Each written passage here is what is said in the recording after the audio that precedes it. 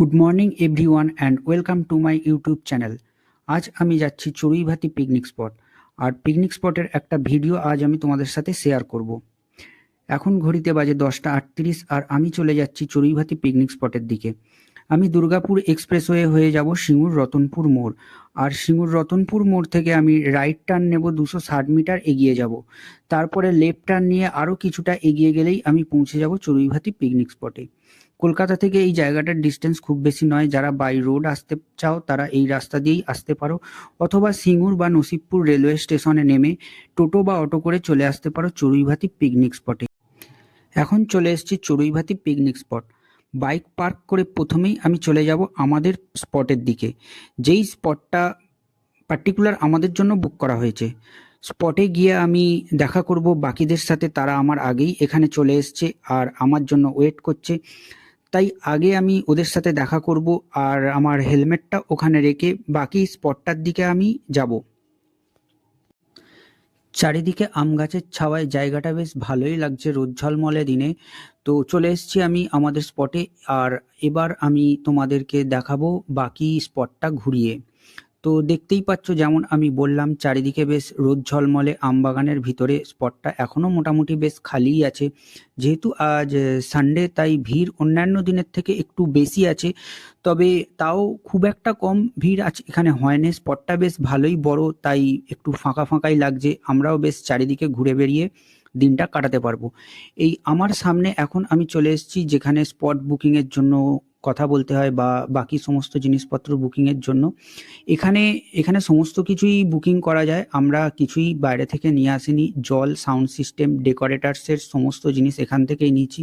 এই স্পট বুকিংয়ের জন্য কন্ট্যাক্ট নাম্বার স্ক্রিনে দেওয়া হলো। আর এই হলো সেই দাদা যার সাথে কথা বলতে পারো তোমরা স্পট বুকিংয়ের জন্য।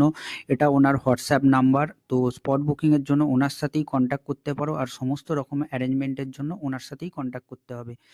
তো যে চলো এবার তাড়াতাড়ি বাকি স্পটটা ঘুরে দেখা যাক। আর বাকি স্পটটা ঘুরিয়ে দেখানোর সাথে সাথেই এই ভিডিওটা আমি শেষ করব। ভিডিওটা আমি খুব বড় করতে চাই না, তাই তাড়াতাড়ি বাকি স্পটটা ঘুরিয়ে দেখিয়ে ভিডিওটা আমি শেষ করব।